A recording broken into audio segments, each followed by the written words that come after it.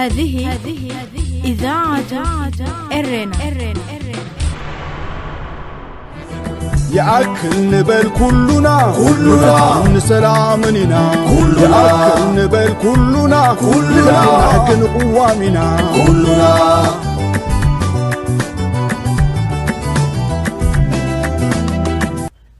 ازي دمتي عالم لخاو من قصقاسي أكل إرتراويانيو ازي مدى بزي بحاليوت عالم لخاو من قصقاسي أكل إرتراويان أبراري إرناز محلالف سمناوي مدابيو عالم لخاو من قصقاسي أكل إرتراويان أب إرترال علنا حقي يخنقسن بقوامة محادر هاجر كفترن زكالس حزباوي من قصقاسيو مدبات عالم لخاو من قصقاسي أكل أب سومن حدا جيزي براديو تلفزيونن بزي تفلاليو محبراو مرخبيتاتن يفنو يأكل نبل كلنا نسلامنا يأكل نبل كلنا نحكن قوامنا حدا قالوا لونتنا بزي كينات كنبر زي كل هقدف دو بهجمونان بحري سرعتات إثيوبيا أب عسران حدا كفل زمن كم قرنا أفريقيا جيرو بكينات بمجهز سبعة ومثل بدخناتن دحراتن زتحمسن زتساقين كفل عالم يلن انت تبحل مجنانا يكونن كاند تنكي نايزي اب هاجرات قرنا افريقيا بحفشا اب إرترا سودان إثيوبيان صوماليان دما بفلاي حزب زكالابتن زناوصن زلو صطتاون قطباون بوليتيكاون قلولاو كا وصيت نايزوم بزي كهرفان سلطان قانزا حزبي زي قدسوم لبونان سبابنتن زي بلوم ولق ملخت مرحت مخانو زمات ايكونن ازي امونغو مرحت إرتران إثيوبيان حنساب مازونو زسحاته ولقاو عركنت كالوان دما ناب كتور قرحنتي زقاير زولو ركبات دما نسرع هيوت ناكلتيو حزبتات حميسو عددا موتن دخنتن سدتن كخون قسيبو علو اقدمو اتي امونغو جله هقدفن سرعات بالصقنان اب 2018 استغبره حزب ماكل زي غبره بزوم كلته مرحت طرايز توسنه متكل البو عرق من قصقاسي اكل اب اوانو ناي كوينات اواج مخانو غليصيو ولق ملاخي سياس اي كسرنان كل زنبرنا امليسنا اينا بزعبا دوب محسابا يدلن كنيو كنطمت علنا حزب إرتران حزب إثيوبيان كلته حزب يو إلو زحسب تاريخ زي فلت ترايو وزت كبلن كله كابز زخفق مجهاس لعلونت يلن كبر هاجرن حزبنا حليفو زهابه نإرتران حزبان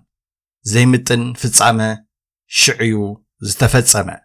نزي سمعن لعلونت إرترا زتخفلو واقع زتردأن كله هاجراوي بتري كونين كالوسون صنيحن علونيو مودا ابو جله هقدف انتاي سلازرخبه يحجي حزب إرترا بتميو بليونات دولارات موصا زمنا اصوار كشمتن حاجر كما عبل زغبو عقمسب بجدي اختيتو نابكينات كطبسون زهندد زلو ازي حجي مرحت بالصقنا زبحال زلو قدم إسياس بعلو انداطقعلو انن إسياسن مسن دمر عسب كنكافلينا ايتبهلن ديو تدمرنال تباهيلو عما أكل أسمرا سلفي عيتقبرن ديو نتن بقبو زد كامالو حقرات عبركتوه اللاوة عفدق بحري عبكتوبا حدا حقر العلا قداس نت كمزلوه زمات هايكونن يخوننبر كمزي حجي مرحتي إثيوبيا عبناي بروباغاندا لساناتهم زبلوه زلوه ناي مهلاون زي مهلاون عجا حدا حقر جيركا زوها مقلتقن فتصم كاب حق زرحاقيو مغنياتو اتحقنيا كوننت زقلصلنا اب عالم لعلي 4 حقرات ودب كوانت زي بلن اب معباله ايتعنقفان طراي زي كوناس جلينون كابتن درب ودبن بحرن زلوان حقرات ازينز معبلان بوليتيكاو مرقا زلوان حقراتن هيين لوكسمبرغ سويسرلاند هنغاري أستراليا ካፍተን ኣፍ ደገ ባሕሪ ዘይብለን ክንሰን ብቁጠማ ዝባዕበላ ብኣብነት ዝጥቀሳ ሃገራት እየን ኢትዮጵያ ኣብ ግዜ ኢህአደግ እውን እንተኾነ ወደብ ኣብ ዘይነበራ ግዜ ቁጠባኣ ብዝሓየለነ ማዕበለት ጸኒሓ እቲ ኩነትን ሓቅን እዚ ክቢሉ ዝተጠቕሰ እንከሎ መርሐ ሰልፊ ብልጽግና አብይ አሕመድን ሰብ ስልጣናቱን ግን ልዕሊ 130 ሚልዮን ብዝሒ ህዝቢ ዘለዋ ኢትዮጵያ ወደብን ባሕርን እንተዘይብላ ሃገራይ ክትከውንን እያ ብድኽነት ክትበታተን እያ ብምባል ነተን ባሕሪ ዝውንና ሃገራት ብፍላይ ድማ ናብ ኤርትራ ዝቐንዐ ሓደገኛ ምፍራሕ የስምዑ ኣለዉ እዚ ድማ አንጻር ዓለም ለኻዊ ሕግን ምጥሓስ መሰል ልዕላውያን ህዝብታትን ሃገራትን ምዃኑ ዝስሕትዎ ኣይመስለናን ልክዕ ከምቲ ንሳቶም ታሪኽን ልዕላውነትን ህዝቦምን ኣኽቢሮም ክኸዱ ዝሓስቡ እቲ ካልእ ህዝቢ እውን ማዕረ መሰል ከም ዘለዎ ከኣምኑ ይግብኦም እዩ ናይ ኤርትራ ይኹን ናይ ካልኦት ጎረባብቲ ሃገራት ኣፍ ደገ ባሕሪ ኢትዮጵያ ክትጥቀመሉ ንኽልቲኡ ህዝብታት ረብሓ እምበር ጉድኣት ኣይምፅእን እዩ ይኹን እምበር ኣብ ክንዲ ስፍሓት ሃገርካን ብዝሒ ህዝብኻን እንዳናጻጸርካ ብምፍራሕን ብሓይልን ትደልዮ ኢትዮጵያ ምስተን ባሕሪ ዝውንና ሃገራት ብዘተን ልዝብን ኣብ ክልቲኣዊ ረብሓ ምትሕጋዝን ዝተመርኮሰ ዓለም ለኻዊ ሕግታት ዘማእከለ ምትእስሳር ብምግባር ኣቢላያ ጸገማታ ክትፈትሕ ዝግባእ እቲ ካልእ መራሕቲ ኢትዮጵያ ዝህብዎ ዘሎ መግለጺታት ነንባዕሉ ይጋራጮ ምህላው እዩ በቲ ሓደ ቀይሕ ባሕሪ ንምዕባለና ክንጥቀመሉ ሓበራዊ ዘተን ስምምዕን ንግበር ንብል ኣለና ይብሉ በቲ ካልእ ድማ ቀይሕ ባሕሪ ዝግባአና ንብረትና እዩ ኣካል ቀይሕ ባሕሪ ክንከውን ኢና ወዘተ ኢልካ ምፍራሕ ይደጋግም ኣሎ እዚ ድማ ክልቲኡ በበይኑን ነንባዕሉ ዝጋራጮን መግለጺ እዩ በቲ ሓደ መዳይ ኤርትራ ጅቡቲ ሱዳን ሶማል ወዘተ ልዕላውያን ሃገራት እየን ልዕላውነተን ነኽብረለን ክብል ዝጸንሐ መራሒ ሃገር ኣፍ ደገ ባሕሪ ብዘላቕነት እንተዘይወኒና ግን ህዝቢ ኢትዮጵያ 130 ሚልዮን እዩ ተኸርዲኑ ሱቕ ኣይብልን ክበልዕን እዩ ዝብል መልእኽቲ ክሕልፍ እንከሎ ስጋብ ክንደይ ሓደጉ ዕዙዝ ምዃኑ የረዳእካ እዚ ዓይነታት ተሓሳስባ ንኤርትራ ጥራይ ዘይኮነስ ንኹለን ሃገራት ቀርና ኣፍሪቃ ይኹን ሃገራት ዓለም ስጋት ዝፈጥር እቲ ዝበዝሐ መናልባት እውን ዝሓየለ ህዝብን ድላዩ ዝገብረላ ዓለም ዝፈጥር ናብ ሓደገኛ ፖለቲካውን ጸጥታውን ዕግርግር ዝእቱ ኣካይዳ ምዃኑ ብሩህ እዩ እዚ ምፍራሕ ናይ መንግስቲ ብልጽግና ብቐንዱ ካብ ናይ ገዛእ ርእሶም ውሽጣዊ ጥቡሕ እንኮላይ ዝነቐለ ይኹን እምበር ቀንዲ ተሓታቲ ናይዚ ግን እቲ ንሃገርና ብዘይ ሕጊ ዝመርሕ ዘሎ ውልቀ መላኺ ጉጅለ ህግደፍ እዩ ኣብ ኤርትራ ብሕጊ ዝምዘዝ ምሕደራን ንህዝቢ ዝሓቁፍን ዘርብሕን ፖሊሲ እንተዝህሉ ህዝቡ ሓቂፉ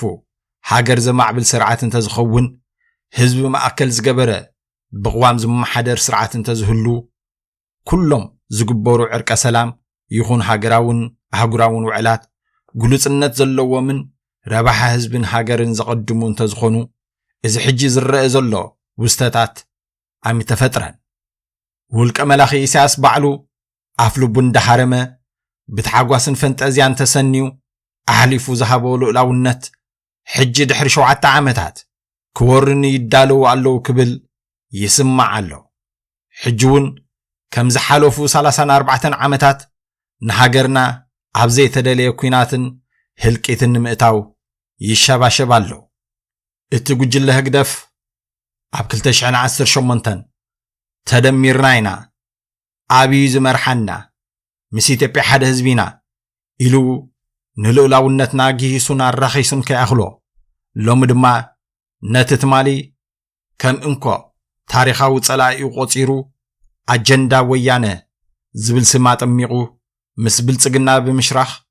ሙሉእ ብምሉእ ከጥፎ ዝወፈረ ሓይሊ ተገምጢሉ መሓዙኡ ገይሩ ጽምዶ ኣብ ትሕቲ ዝብል ጽውጽዋይ ይዋሳእ ኣሎ እዚ ብስም ጽምዶ ሰላም ዝግበር ዘሎ ፖለቲካዊ ምንዝርና ድማ ቀንዲ ዕላምኡ ዕድመ ስልጣን ንምንዋሕን ካልእ ኩናት ንምዕዳምን እምበር ንረብሓ ህዝቢ ኤርትራ ይኹን ህዝቢ ትግራይ ኣይኮነን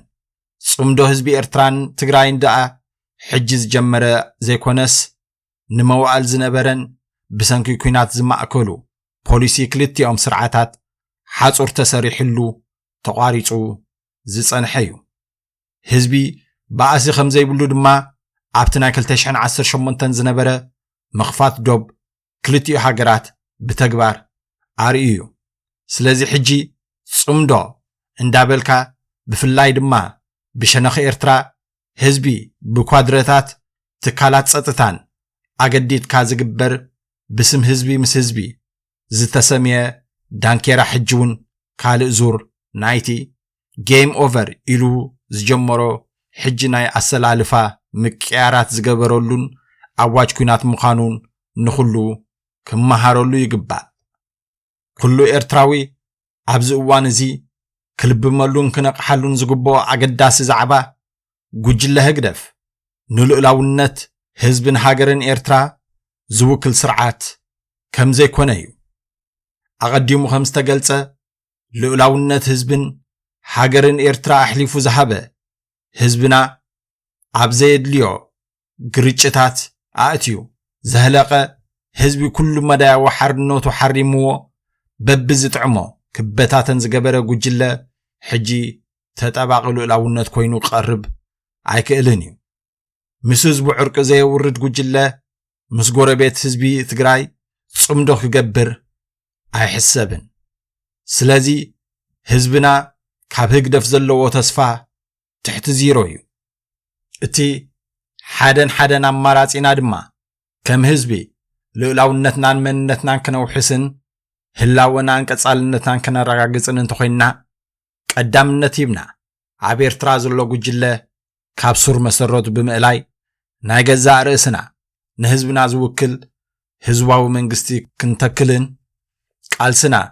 ብምውሃድን ብምሕያልን ሲዒርና ብምውፃእ ዓወትና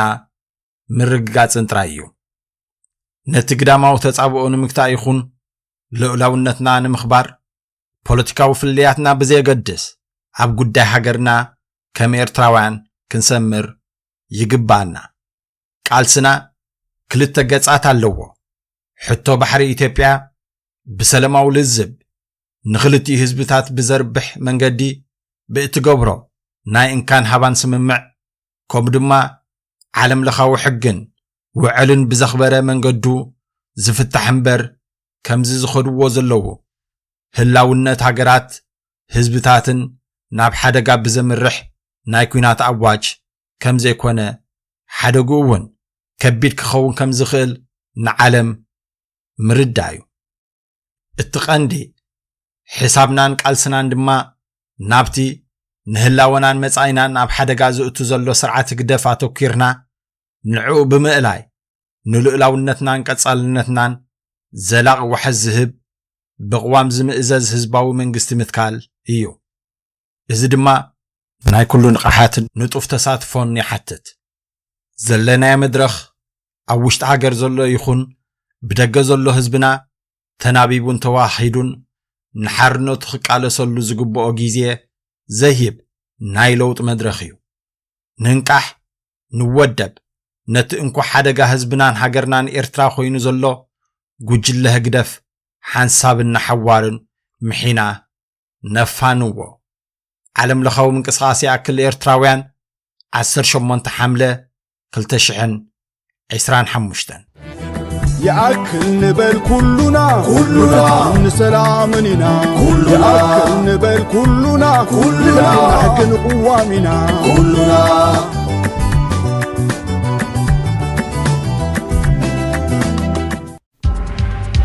راديو إرنا راديو إرنا كاب كتما باريس محلالة بإرتاوين غازت إنياتا زدالو نتا راديو